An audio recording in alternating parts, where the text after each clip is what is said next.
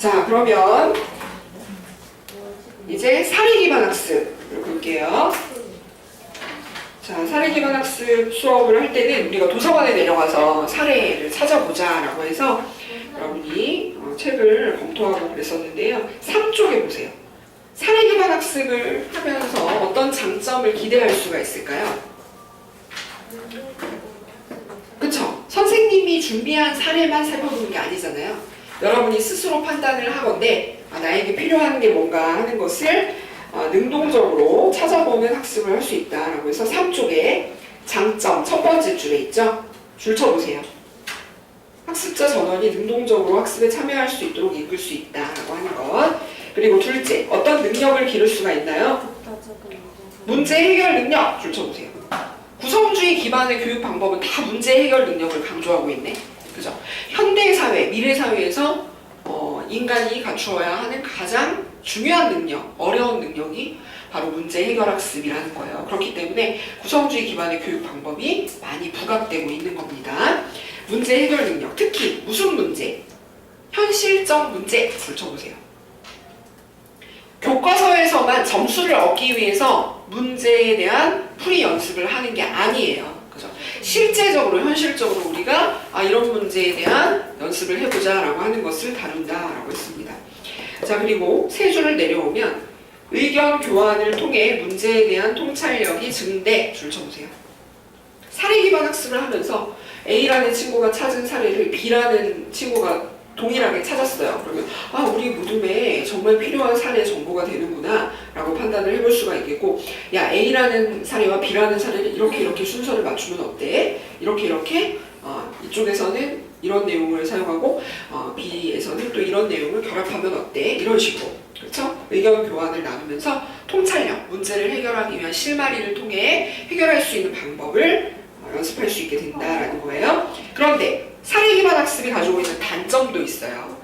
학습의 진도를 확인하기가 쉬울까요? 어려울까요? 어려워요. 단점의 맨 마지막 줄에 있죠? 별표해 보세요. 학습의 진도를 측정하기 어려움. 그죠? 여러분 생각해 보세요. 우리 도서관에 내려가서 사례를 찾아보세요 라고 했는데요. 누구는 많이 찾았나? 누구는 사례에 대해서 어느 정도 확보를 했나? 이런 것을 정확하게 측정 파악하는 것은 쉽지가 않아요. 그쵸? 하지만 교과서를 보고 여러분 공부하면서 밑줄을 쳐보세요. 이런 식으로 하면 밑줄을 몇 페이지를 쳤네, 어디까지 나갔네 하는 것을 확인하기가 쉽잖아요. 그죠? 그래서 구성주의는 학습자가 자율적으로, 능동적으로 하는 거기 때문에 사실 진도를 파악하는 것이 명확하지는 않을 수 있다라고 하는 단점을 생각해 볼 수가 있죠. 자, 그러면 4페이지를 보세요. 문제 1번, 퀴즈 1번 있죠? 사례 중심 학습의 사례 유형에는 구체적인 예에는 뭐가 있을까 하는 거예요. 여러분이 도서관에 가서 책을 직접적으로 살펴보고 복사를 하고 사진을 찍고 할 수도 있겠지만 스마트폰으로 검색을 할 수도 있잖아요. 스마트폰으로 한글 파일이나 PDF 파일 문서를 확인할 수가 있어요. 이것을 전자적인 수단을 통해서 사례를 찾아보는 것이기 때문에 e-learning이라고 표현했습니다. 그죠? E라는 알파벳은 일렉트로닉의 앞글자를 딴 거였어요. 그죠? 전자적인 자원을 얘기하는 거예요. 그러면 블렌디드 학습이라는 거 뭘까요? 섞다. 뭐랑 뭐가 섞인 거였지?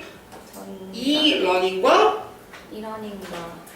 전통적인 면대면 학습. 그죠? 우리 이렇게 만나서 수업을 같이 하고 있죠. 근데 원격 가상강좌 수업으로, 온라인 수업으로 만나지 않고 동영상을 통해 학습을 할 수가 있잖아요. 그래서 온라인 수업과 오프라인 수업의 장점을 결합하는 것이 블렌디드 러닝이다 라고 했어요. 온라인 플러스 오프라인이라고 적으세요.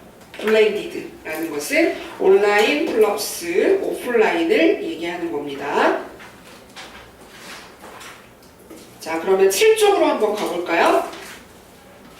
7쪽에는 그렇다면 사례를 구성하는 방식에는 크게 두 가지로 구분을 해볼 수가 있다라고 얘기를 했는데요. 교통사고 처리 방법의 예를 통해서 우리가 수업 시간에 생각을 해봤어요. 첫 번째는 의미론적 구성에다가 동그라미 해보세요. 사례를 조직화하여 구성하는 방식. 이것은 마치 교통사고 처리의 절차를 매뉴얼로 구성한 것처럼, 그죠? 1단계, 2단계, 3단계, 4단계, 어떻게 하시오, 어떻게 하시오, 이렇게 간단 명료하게 제시해서 머릿속에 잘 저장할 수 있게 설명하는 사례 제시 방법이에요. 그래서 그 아래에 장점에다가 한번 줄쳐보세요. 의미론적으로 유목화하여 제시. 이게 바로 1번, 2번, 3번, 4번 이런 식으로 제시를 한다는 뜻이에요. 그리고 저장 단계에서 인지적 부담을 줄일 수 있음. 이게 말로 장황하게 설명된 게 아니기 때문에 외울 수가 있겠죠. 그죠? 그래서 인지적 부담이라는 것은 머리가 너무 아파. 이게 내 머릿속에 다 저장이 될까? 라고 생각할 수 있는 부담을 줄여준다는 뜻이에요. 그런데 의미론적 구성이 가지는 단점에는 뭐가 있을까요? 여러분이 시험 공부할 때 보통 이렇게 의미론적 구성을 통해 암기를 하잖아요. 근데 시험이 끝나고 나면 다 잊어버릴 수가 있고요. 시험 공부를 했지만 이걸 실제적으로 활용할 때는 어떻게 하는 거야? 막막할 수가 있어요. 그죠? 단점 줄쳐보세요. 사례의 맥락이 일부 훼손되어 기억됨으로써 적용 및 실행에 어려움을 겪을 수 있다라는 거예요. 그죠? 그러면 적용 실행에 도움을 줄 수 있는 방법이 필요하지 않겠어? 라고 해서 일화적 구성을 생각해 볼 수가 있어요. 동그라미 해보세요. 일화적 구성. 에피소드 중심으로 사례를 제시하는 것을 의미해요. 장점에다 줄쳐보세요.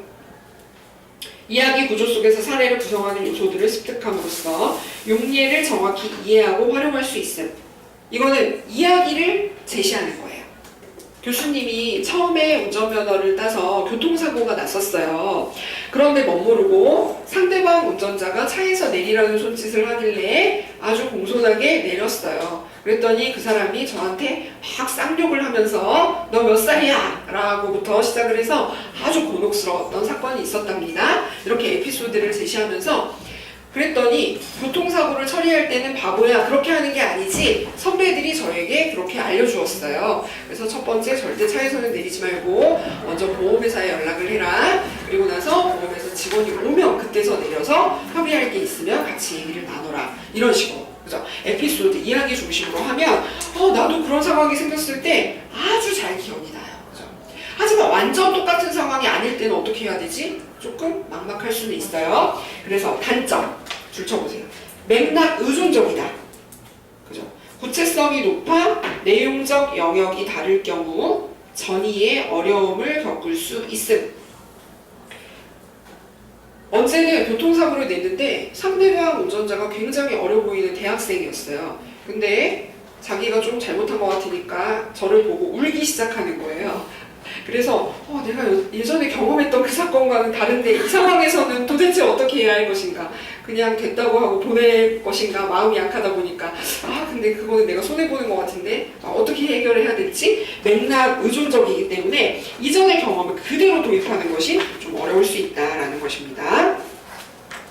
별표 쳤죠? 아까 의미론적 구성의 장점에 별표했죠? 네, 별표 위주로 잘 기억하세요. 그러면 이제 일화적 구성 장점은 별표 안 했어요? 네.